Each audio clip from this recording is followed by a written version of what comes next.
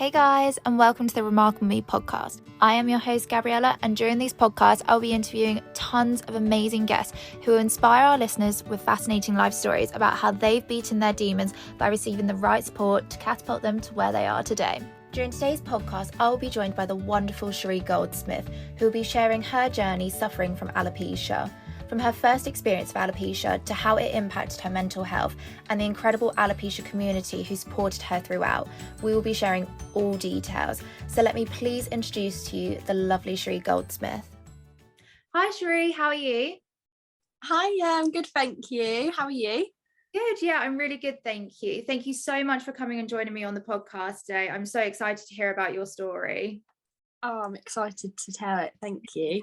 No, you're more than welcome. So just tell me a little bit about yourself. Well, obviously my name's Sheree.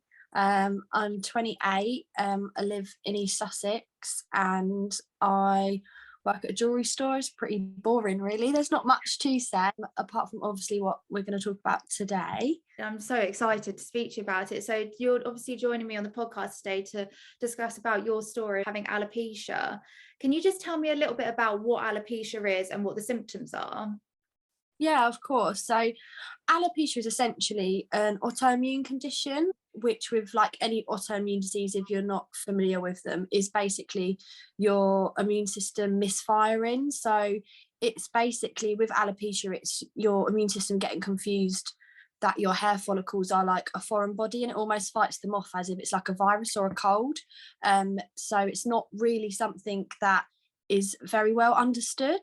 As it's quite complex really, and there's not really any symptoms because you're not poorly with it, so your first symptom is literally losing your hair, and that's as far as it goes, to be honest.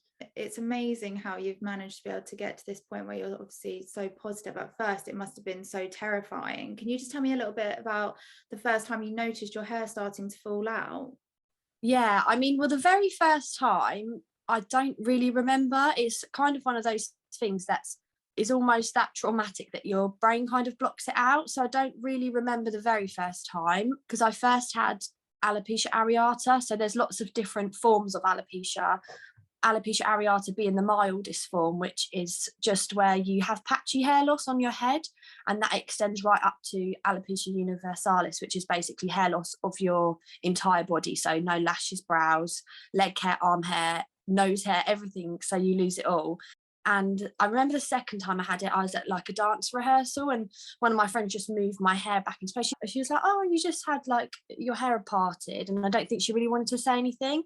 And then because I'd had the alopecia areata before, I remember like that gut feeling. I knew that it was, my hair was falling out again. And I remember getting home and touching it in the mirror and I was like, oh my God. And just that feeling, it's literally like someone's ripped your heart out. It sounds really extreme, but that is literally what it feels like. And then the third time, because I had full regrowth, so this is kind of how alopecia works. It kind of flares up and then it can come back, and it's very uncomfortable. So the third time I was on holiday with my partner and he noticed like a tiny little patch behind my ear, and he just mentioned it to me, and from that kind of ruined the holiday because I literally knew from that point that was just going to be it. And then literally 2 weeks, that was the quickest I'd ever sort of lost my hair. So I'd had that on holiday and then 2 weeks later I didn't have a single hair left on my head. Pretty much I literally had nothing. It literally just fell out. So it can sort of be as quick or as slow as it feels, really. It's so unpredictable. And how did you feel at this point? I mean, like you said, it's quick and slow. It's very up and down. Your emotions must have been all over the place. And like you said, your heart literally sunk to the pit of your stomach. How did you feel at the time? I mean, the second time was the time when I didn't really, the first one I had, it was just the patchy hair loss and it was very quickly, it grew back in. And I don't really think I really looked into it that much. I kind of just brushed it over. I could cover it easily. So I didn't really delve into it too much. The second time, I think I was like very confused, and that was probably the hardest time. And I remember that was when I went to the doctors and the dermatologist and all of that. So by the time it came to the third time, I literally didn't bother with any of that. even though it had fallen out within like 2 weeks, I by this point I knew what it was. I knew it was unpredictable. I know there's no cure. I know there's no treatment. So I was just like, I've just got to accept it, basically. But I remember the second time was probably the hardest because I had no idea what to expect. And a lot of the things now that sort of help me and others cope with alopecia didn't exist then. It's really only come on so much in the last couple of years. So the second time was definitely the hardest. And the third time I kind of just accepted it very quickly. And how did you cope with these feelings at the time? Like when you said the second time was the hardest round, how did you cope with it? I'm very much someone who will just try and deal with it myself. I don't really talk to people. There's not really much to say because it is what it is. So as much as it's good to talk, it's hard to know what to say because hair is a funny thing because you don't actually realise how much you're attached to it until you lose it. And you actually don't realise how much subconsciously there is that huge correlation between beauty and hair. And when you don't have the hair, it's very easy to just feel like you're not pretty or you're not feminine or anything like that. So it's really that's probably the hardest thing, is to feel like yourself. I think I remember saying that to everyone, like, how can I be myself when I don't even look like myself? No. And everyone was just, be yourself, you're beautiful inside and out, whether you've got hair or not. And it's like, yeah, but I feel like how can I be myself when I don't even look at myself? Like, I look at myself in the mirror and I just feel like an alien. And I remember that's what I used to say. I have a friend that's a hairdresser and she has so many clients come in all the time with different hair textures, everything that you can think of. And she said, you don't actually realize how much your hair brings you this identity. When you get a new haircut or a new style, it's like you reinvent yourself. It gives you a next level confidence. And, her purpose is to make people feel confident. And when people, she's had clients that do have alopecia, and she said it's heartbreaking because there's only so much that she can do, but she wants to bring out the best side. She wants to make you feel beautiful inside and out. Your identity, it is your identity. And I know, especially like when I lost my eyebrows and my lashes as well, I think I was at first, so the third time, I say when I was really very quick to accept it, I was like losing the hair because I'd been there before, but I'd never lost my eyebrows and my eyelashes. So when I lost those, that was really hard because I'd already got used to wearing wigs, and actually I didn't mind because I had my brows and my lashes. It was much easier to make the wig appear as my own hair. But as soon as you the hair on your face, you don't realize how much like your brows frame your face and your lashes as well. So without those, when you put a wig on, it really does look like a wig. It doesn't really matter how good the hairline is. And because it's a wig, you always feel like it looks worse. People don't really notice that you're wearing one. And even if they did, it really doesn't matter. But obviously when you're first wearing one, wigs are like really scary. Because I know when I first thought I'm going to have to wear a wig, I thought this is literally the worst thing in the world. Because when you think of a wig, you just think of like those ghastly Halloween ones. You don't actually realise how many amazing ones there are because you've never looked for them, and they're never something that, it's not like you go into Tesco's and you can buy a wig. It's not normal as such. It's not like you go on Pretty Little Thing or anything like that and you can like look, well, you probably can now, and you can look at wigs. It's just not something you see every day. So it's really, you have to it's a lot of research, and it's the unknown. I think that is the worst part. Yeah, it's really scary. And I think, like you said, it's not normalized enough, to be honest. But actually, I know lots of celebrities, like I think Kylie Jenner, who one week she'll have pink hair, next week she'll have blue hair, and then she's got short hair, and then she's got long hair. And I'm thinking, at first, I don't know why I didn't click onto it. I thought, how is she doing this? Her hair must be so damaged right now. But actually, it's wigs. This is how amazing wigs are. You can reinvent yourself. You can have a new identity. It's actually really fun, and it's really funky, and it's really cool. But it's like you said, you can't just go into Tesco and go into the wig section and think, oh, I'm just gonna pick this out. There's a lot of research, and there's so much more behind it. Yeah, definitely. And you also mentioned that the second time you went to the doctors and you saw a dermatologist. Can you just tell me about that process a little bit more? Yeah, so I mean, the first thing that they usually do is you go to a doctor's and they're not very knowledgeable. It's because it's not life threatening or like a health condition as such. I feel like there's not really that much, well, there's not that much funding for it at all. It's not that known about.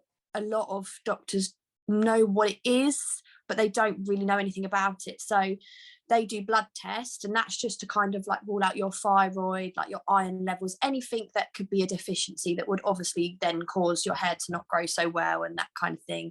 So they do that to kind of rule that out. So that's a bit bittersweet because you're kind of wanting that to come back as having something so you can have an answer, but at the same time don't want anything else to be wrong. So once they come back negative or nothing to worry about, then they refer you to a dermatologist. They also normally prescribe like a topical steroid, which is like an ointment that you can like put on your scalp, which it's not, I think it's just like a something they give so they're seen to be sort of, you know, doing something. I mean, I don't know anyone who's ever had great results from that because the problem lies much deeper. It's nothing really to do with your scalp. It's more to do with your immune system. So they refer you to the dermatologist. I was really lucky. It was really, really quick, but I know people who have waited a year for a dermatologist appointment. It can take a really long time. Now as well, it's so much harder to get appointments. I think the process for everything has just been Yeah. rapidly. This is maybe 4 years ago that I had my dermatologist appointment. I didn't have a great experience, to be honest. He was really quite negative. He said to me that your hair loss is over 60%. The more you've lost, bigger chance of it coming back. So even if you were to grow it back, which again, the more you've lost is less likely, if it does grow back, it will probably fall out again. And I thought that's a really odd thing to say. That's not helpful. Appointment hoping to get some kind of answers and some kind of reassurance, but actually you've probably come out feeling even worse almost. Yeah, I went with my mum and I remember just feeling absolutely like gutted, to be honest, because I expected so much more. I don't really know what I expected, but I definitely expected more from it. I mean, he did prescribe prednisolone, I think it is, which is like a really heavy steroid, which is used for conditions that people have to take that medication to live. It's got awful side effects.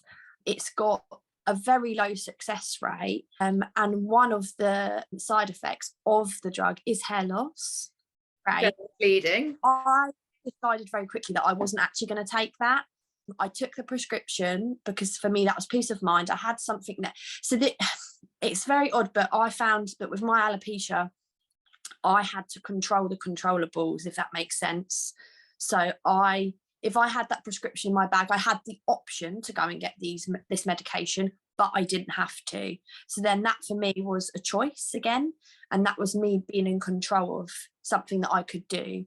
My family did actually find that quite hard to understand why I wouldn't take that medication. And my partner did as well. He was like, if it's a chance to grow your hair back, why wouldn't you take it? And I don't think anyone really understood that actually all these side effects and the fact that this wasn't actually going to fix it. And if it did, it was only temporary, because the thing is, as soon as you come off it, the idea is that it resets your immune system. It's a immune suppressant, so it suppresses your immune system so that you're in the hope that your immune system will reset itself. But the trouble is, as soon as you come off the suppressants and your immune system is back up to normal, it starts working overdrive again and it starts attacking the hair follicles again. So it's got a very low success rate. So it's not a cure as such. It's more like a vicious cycle that you have to go through this process. And sometimes some people don't really want to put their body through that much trauma. Almost it is like putting your body through so much to be able to get this outcome that isn't 100%, and it's really really challenging, not only physically but also mentally. I think that actually put it into perspective for me, because at that point I was like, everything else that was kind of listed on the side effects, which to name a few was like weight gain, bruising easily, insomnia, like all this stuff, and it was all so extreme. And I thought, in the grand scheme of things, hair compared to all of that, to me, felt like a small price to pay. I would rather have no hair and just leave it naturally to do its thing than have to worry about all those other things on top of having no hair, with a small chance of my hair coming back temporarily. The negatives outweighed the positives for me, so I decided not to take it. I mean, it sounds like you made the best decision for you, and that's the most important thing. You know, some people might think, actually, maybe I do want to try that out, and that's absolutely fine. But you have to remember that it's got to be what's best for you and not what someone else is telling you to do. Yeah. Did you have a good support system around you? I think that's something really important to focus on as well. Obviously, this has been such like a challenging time for you. By the sounds of things, you have been so positive, but it's not always going to be a positive process. But did you have a good support system? I was actually really lucky to have the support system that I did. I mean, from friends to family to work, even like strangers, like I had amazing support. Once I was more comfortable with it, like with work, I raised money for alopecia by not wearing a wig to work, which was massively out of my comfort zone. And like it was really scary. That was probably the scariest thing that I'd done, because I mean, not wearing my wig around my friends and family is fine, but like strangers, it was, yeah, really scary. Or not even strangers, like people, like customers that come in every day and see you with hair, and then they're like, what? And people don't like to ask questions either. And not everyone likes to answer them. I mean, for me, I happily answer them, but I know it's awkward to ask a question like that. And unfortunately, a lot of people assume it's cancer, so they tread very carefully when it comes to sort of like hair loss and asking questions. But my company were amazing. They like sent out an email, and so like all the other stores within like our little franchise, and got people donating, and they donated, and friends, when I first got it, they did fundraisers, and I thought it was all for like Alopecia UK, and it was all to like keep me busy, but actually it was to raise money for me to buy a wig. And my partner as well, like they actually don't get enough credit. Like they really see it raw, because you live with them. So I mean, they're literally watching your world fall apart, and there is literally nothing that they can do. They just have to sit and watch. They can't make it better. That is quite hard for them, and it's a huge change for them. Like obviously they're used to you with like your hair, and it is difficult. Men, you know, instinctively are attracted to a woman with long luscious hair. Like that goes back centuries. Like, so it must be difficult. Obviously he never ever said anything, but I can only imagine that it must be difficult. I would find it difficult if his appearance drastically changed, because you are attracted to them for the way they look as much as you are the inside, because you have that initial attraction. So it is difficult, but everyone around me was nothing but supportive. I was really, really lucky. So I really I had no bad experiences, even with online, and when I sort of was putting it on Facebook and that kind of thing. I had people that I hadn't spoken to in years that were like sending me messages like, you're so brave, and just really kind words. Like I was really, really lucky. You are so brave, and it's amazing that you've been able to do that, and I'm so glad that you've had such an amazing support system around you. I mean, it just sounds like they've been absolutely fantastic, and it goes to show that you don't love someone for the way that they look, you love them for the person that they are. Yeah, 100%. You've mentioned a lot about acceptance and how you accepted it really quickly. What helped you cope and accept all of this in such a short period of time? I think definitely it helped where I'd had like little experience of it before. So like I say, the very last time I was like, it is what it is. I mean, I'm someone who does live by everything happens for a reason, and honestly I couldn't find a reason why this was happening to me, or why that it was a good thing that it was happening to me. But I don't know, I think if I looked back at me 5 years ago, I probably was a very different person. I couldn't pinpoint anything exactly. I'm not, I was a horrible person, but it's definitely an eye-opener.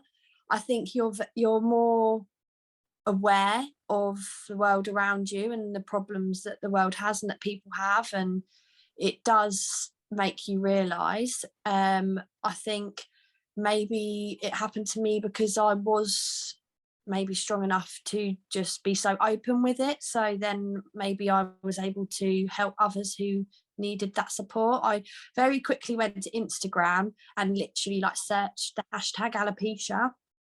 At first, like mainly looking for wigs, but as I was doing that, I kind of stumbled across like a whole community of like people in the same position as me. As soon as I kind of found that, I felt a huge relief. As much as you don't wish it on anyone else in the world, because it is the most awful thing, when someone shares that same experience with you, it is a weight lifted. And everyone was so friendly. Like, you could literally message anyone and they would reply and they wanted to help. And I thought, I want to do this.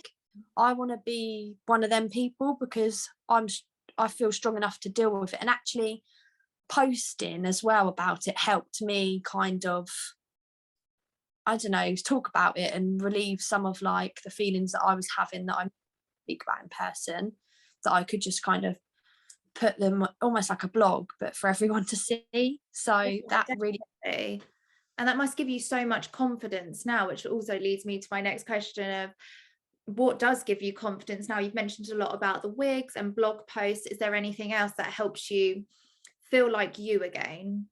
I mean, I definitely, obviously wigs do. I mean, I remember thinking like, I really used to beat myself up about you think this is me talking to myself, you think you fully accepted having alopecia, but you can't go out without your wig. And actually it's not about going out without your wig. That doesn't define that you've accepted alopecia.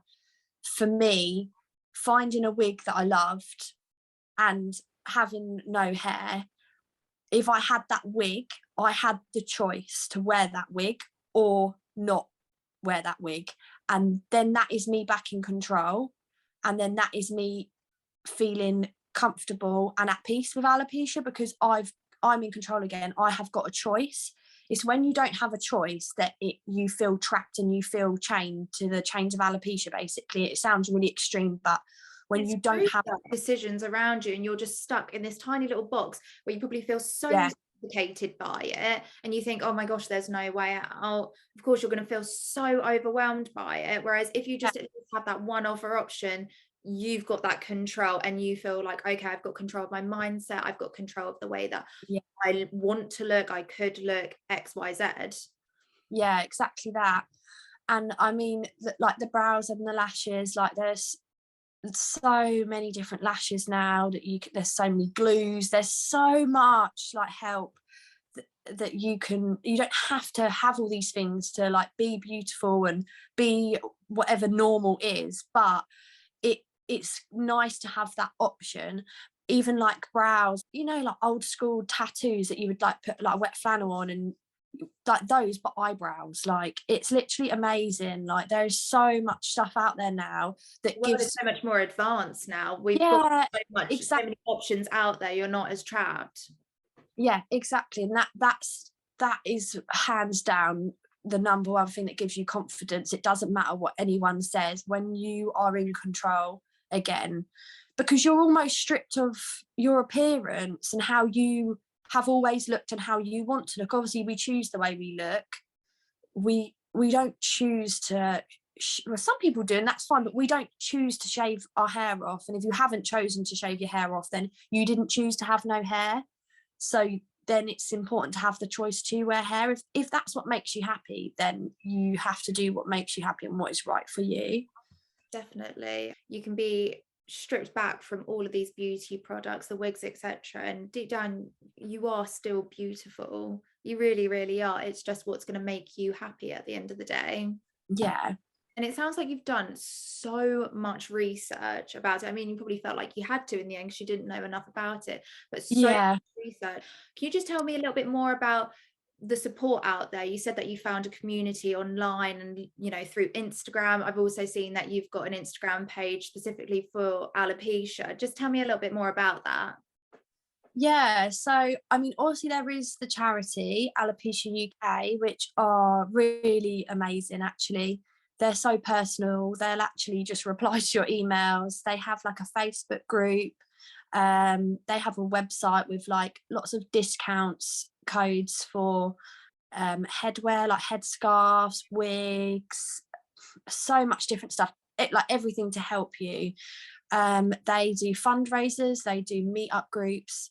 They really do put everything like into the charity, and it's all to help people with alopecia. The support on the Instagram community, which if you're not looking for it, you don't know it's there.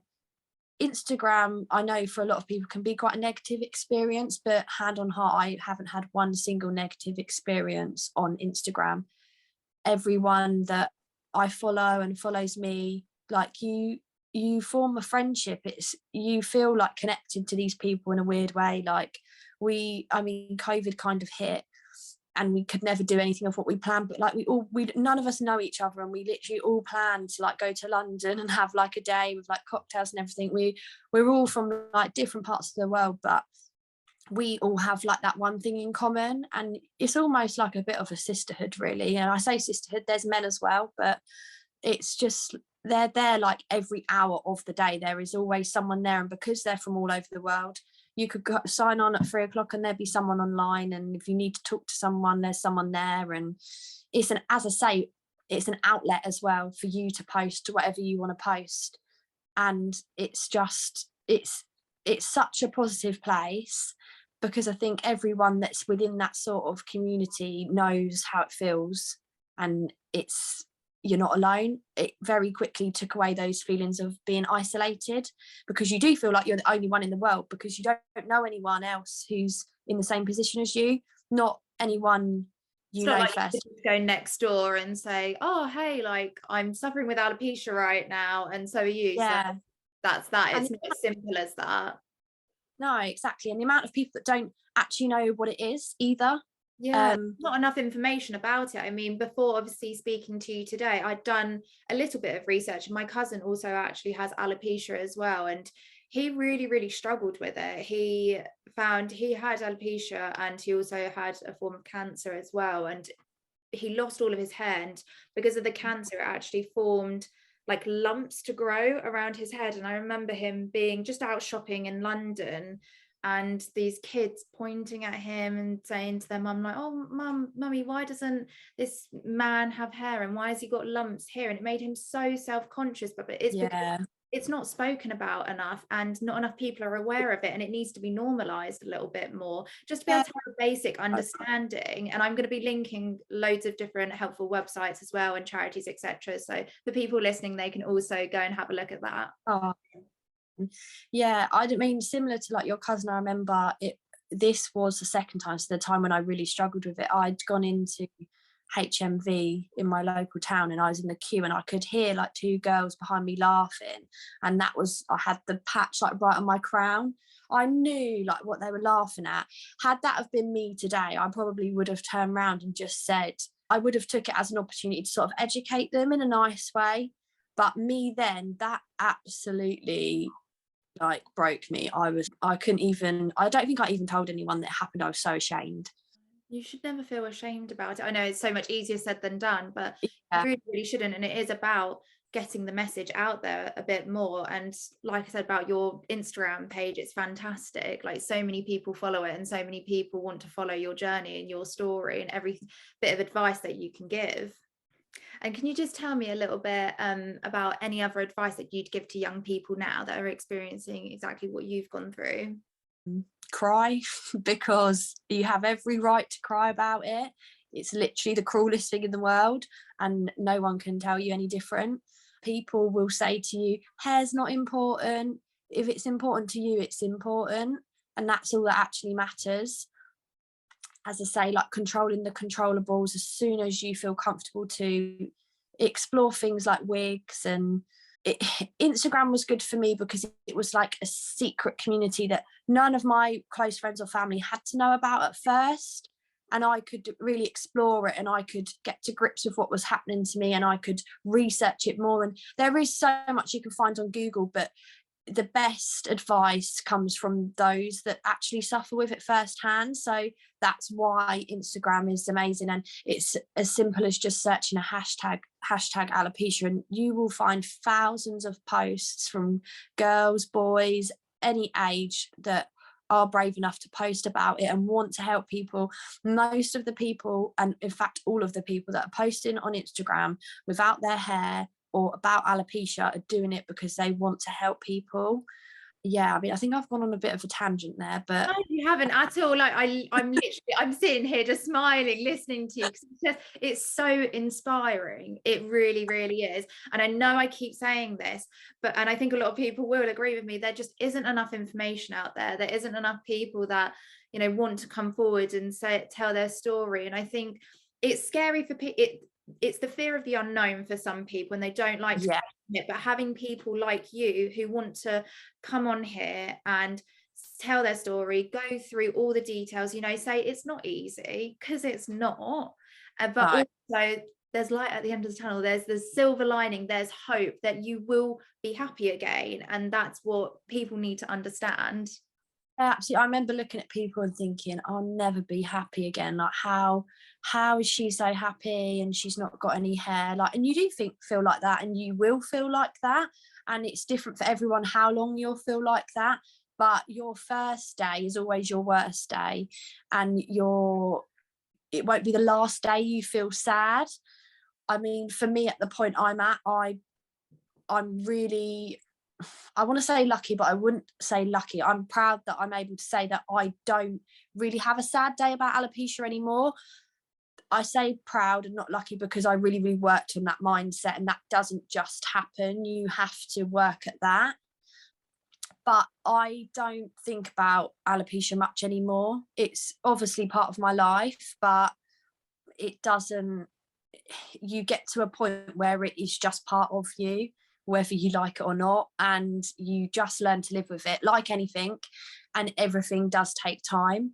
But other thing for me was setting boundaries with like family and friends, how much you want to talk about it, because like I say, it's difficult to talk about because there's really nothing to say, even though you feel like you've got so much to say. Like, I even like crying, like really crying, I wouldn't do in front of anyone. That would be like in the shower, like the awful crying, because you actually feel like it's not a valid reason to cry, or like, why do I feel this awful over hair? Because people say, oh, it's just hair. It's not just hair. It's something that's been with you your entire life.